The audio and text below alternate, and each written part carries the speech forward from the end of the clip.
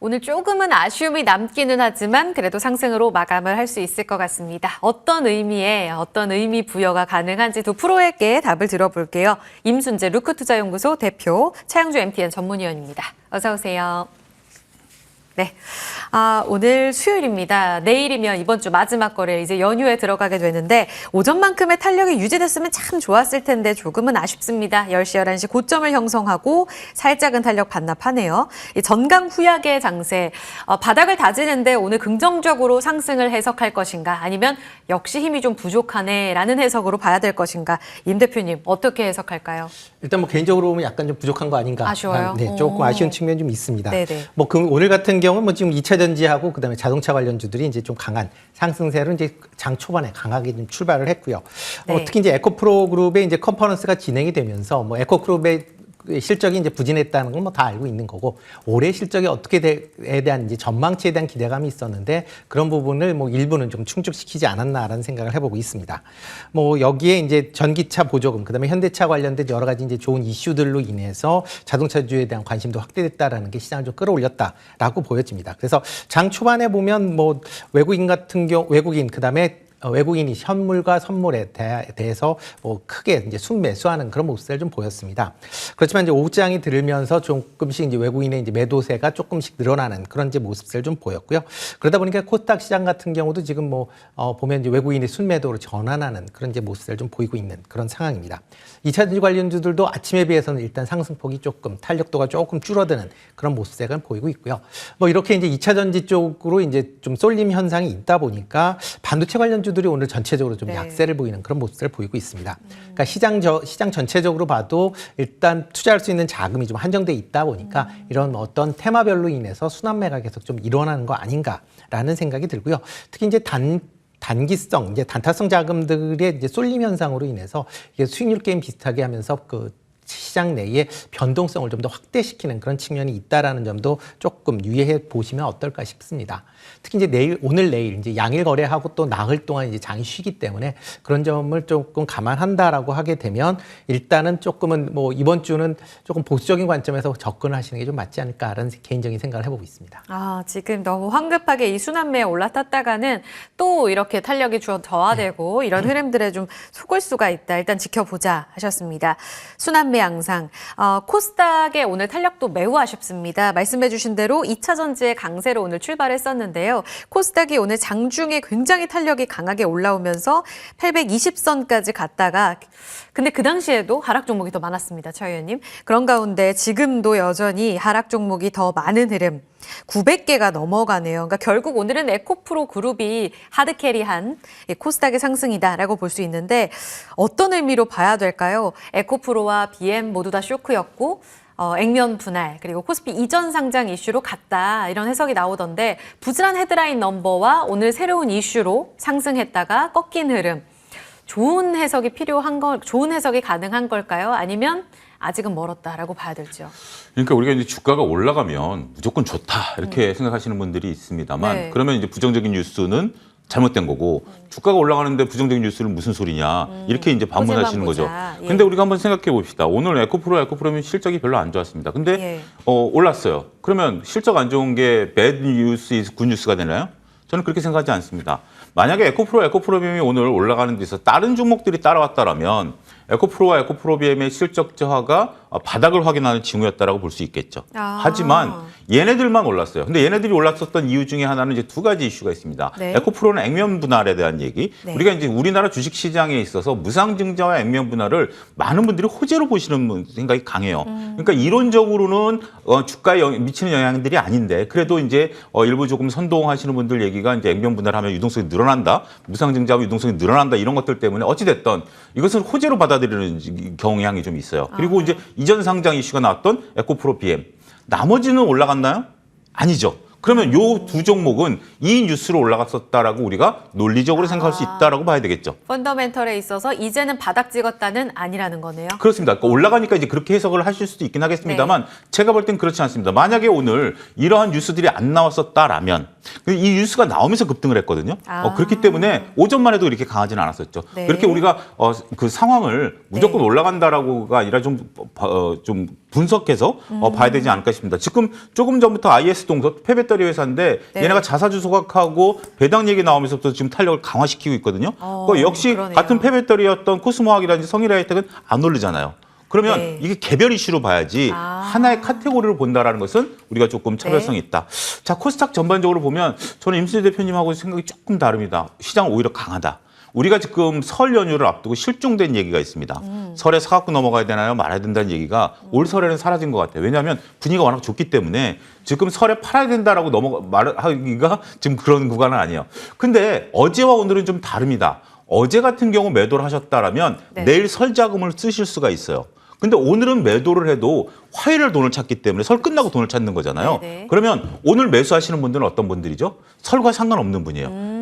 긴 연휴에도 나는 주가의 상승에 베팅하는 거지 설 연휴 동안에 내가 체결이 돈이 묶이는들 나 무슨 상관 있어? 난 이제 돈 안 찾을 거야라는 거죠. 예. 그렇기 때문에 저는 오히려 시장이 좀 강하다라는 느낌을 좀 받습니다. 어찌됐든 근데 이제 한 가지는 좀 그런 거죠. 그렇다라고 하기에는 많은 종목들이 못 올라가고 있기 때문에 이것을 또 강하다라고 뭐 확언하기는 어렵겠습니다만 네. 지금 강한 종목들은 계속해서 강하다. 이런 쏠림 현상들이 일단은 2월장의 특징이 아니겠나 저는 제 개인적으로 이렇게 정리해드리고 싶습니다. 네, 시장은 오늘 현물로 외국인 기관 쌍끌이 매수, 선물 시장에 외국인 매수가 강하게 들어오는데 연휴 이후까지를 봤을 때 긍정적으로 보는 자금으로 해석을 해주셨고요. 그리고 에코프로와 BM은 아주 개별적으로 액분과 코스피 이전 상장 이슈에 반응한 반등이다. 펀더멘털 해석은 아직이다. 그럼 이 개별 이슈로 이 두 종목의 연속성은 계속 간다는 건가요? 근데 지금 오늘 윗꼬리를 좀 많이 아쉽죠. 달았죠. 네. 예, 아쉽습니다. 그러면 이거는 뭐 하루짜리. 그러니까 이제 어떻게 보면 한쪽에서는 네. 그 액분과 무상증자를 긍정적으로 보시는 분들도 있습니다만 여전히 이것은 펀드멘탈적으로 차이가 없다라는 분들이 또 많아지고 있기 때문에 네. 오늘 모양이 바로 그런 모양이 아니겠나 싶습니다. 알겠습니다. 바로 임 대표님께 의견 궁금해서 여쭤볼게요. 다른 종목까지 확산이 됐나요? 아니었습니다라고 차 의원님이 말씀하셨는데 글쎄요. 그래도 셀사들 일부 반등은 줬고요. 리튬주들도 상승을 주긴 합니다. 어제 강했던 엔캠, 솔브레인 홀딩스, 이수 스페셜티 케미칼 이런 전액 전고체를 제외하고는 그래도 저는 빨간불 들어와서 좀 안도했거든요. 온기 확산 아직이라고 보세요? 그러니까 차 의원님과 의견 같이 그럼 가져가시나요? 일단 뭐 확산됐다기보다는 그냥 테마별로 순환매다라고 하는 게 좀 더 맞지 않을까 싶습니다. 네네. 뭐 에코프로 관련돼서 뭐 여러 가지 이제 얘기가 나오면서 시장에서 이제 에코프로 관련된 쪽으로 이제 조금 이제 매기가 들어왔다라고 보여지고요. 예. 이와 반대로 이와 이제 그 큰 관계가 좀 없던 이제 엔캠을 비롯한 이제 전해액, 전고체에 관련된 기업들은 조금 더 주춤거리는 그런 모습을 보이고 있습니다. 특히 이제 에코프로 관련돼서 뭐 여러 가지 얘기들이 오늘 이제 컨퍼런스에서 나왔는데 뭐 유럽에서 리사이클링 조인트 벤처를 하겠다, 뭐 아프리카 리튬 광산을 개발하겠다, 뭐 새로 나온 소식은 아닙니다. 기존에 나왔었던 거를 그냥 다시 회사에서 확인해줬다. 라고 보시면 될 것 같고요. 액면 분할 같은 경우도 과거에 액면 분할을 해서 성공한 기업들이 그렇게 많지는 않습니다. 그러니까 대부분 액분 전에는 올라갔지만 액분한 이후서부터는 상당 부분 주가가 쉬어갔었던 점도 같이 좀 고려해 보셔야 될 것 같고요. 뭐 과거에 삼성전자도 그랬고 카카오도 그랬고 아모레퍼시픽도 그랬습니다. 그러니까 그런 점은 같이 좀 보시면 좋을 것 같고요. 그리고 코스피 이전 상장 같은 경우 대표적으로 최근에 LNF가 있었습니다. 그러니까 상장 전에 상당히 좀 올랐다가 상장 이전을 막상 하고 나니까 그 다음서부터는 주가가 좀 하락을 하는 그런 모습을 보였으니까 에코프로도 그런 관점, 에코프로 BM도 그런 관점에서 접근하시는 건 모르겠지만 이게 인제에서부터 다시 바닥을 찍고 가겠다라고 하기에는 아주 좀 이르지 않을까. 라는 생각을 해보고 있고요. 가장 큰 게 이제 전방 산업인 전기차 업황에 대한 부진세가 계속 이어지고 있다라는 겁니다. 지금 뭐 전기차가 올해 뭐 작년보다 글로벌 전체적으로 20% 정도 증가할 것이다라고 얘기를 하고 있는데 예. 미국 내에서 이제 대표적인 파이퍼 샌들러 같은 경우는 테슬라가 올해 한 7%, 작년보다 7% 정도밖에 전기차 판매가 증가하지 않을 것이다라고 얘기할 만큼 전기차에 대한 이런 판매 부진이 어떻게 될 것인지에 대한 네, 부분도 같이 보셔야 될 것 같고요. 그다음에 중저가에 관련된 그런 이제 LFP 배터리에 대한 침투율 증가하는 부분도 같이 좀 보셔야 되지 않을까라는 생각을 해보고 있습니다. 알겠습니다.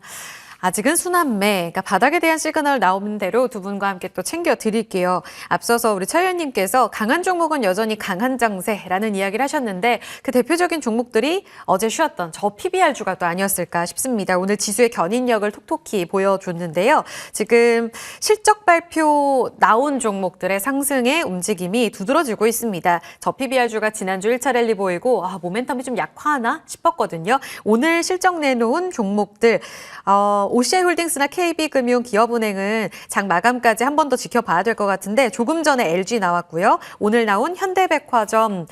현대백화점 갑작스레진 변동성이 나오네요. KCC, 신세계 같은 경우에는 분위기 또 좋은 흐름을 보여줬습니다. LG도 컨센 하회기는 한데 고점 유지는 잘 돼요. 그렇다면 실적이 탄탄하다. 저 PBR주 아직 정책 발표도 남아있다. 여전히 이벤트적으로 봤을 때에는 재료가 살아있다고 봐야 될지 언제쯤 챙기는 게 맞을지에 대한 힌트도 궁금합니다.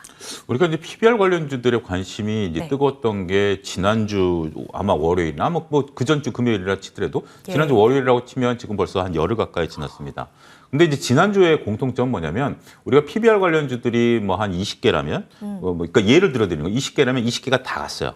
20개 중에 좀 더 빠른 놈이 있었고 좀 천천히 가는 애들이 있었죠. 그렇죠. 근데 이번 주에는 그 20개 중에 한 10개는 가고 10개는 탈락되는 모습들이 나타나고 있다는 거죠. 비율이 조금 달라졌네요. 근데 조금 처음에는 다 같이 우리 20명이 친구들끼리 모여가지고 우리 저 산 꼭대기에 올라가자. 출발을 호기롭게 했어요. 예. 중반까지는 서로 웃으면서 갔어요. 근데 이제 탄력이 둔화된 애들이 나타나기 시작했다는 거죠. 바로 대표적인 게 오늘 현대백화점이라든지 몇몇 종목들이 이제 나타나기 시작했다는 겁니다. 그래서 저는 PBR 관련해서는 지금 이제 많은 분들이 이제 PBR이 인식이 됐죠. 지난주 초반만 하더라도 반신반의했던 PBR이지만 이제는 PBR에 대한 어떤 인식들, 자료들이 막 인터넷상에 넘치고 있는 상태이기 때문에 지금은 보유자의 영역이다. 저는 그렇게 좀 말씀드리고 싶어요. 그리고 이제 PBR 관련주들 여러분들이 공통점으로 보셔야 되는 것 중에 하나가 네. PBR과 제가 계속 MTN에서 강조드리는 겁니다만 배당이 섞여 있는 종목들이 많거든요.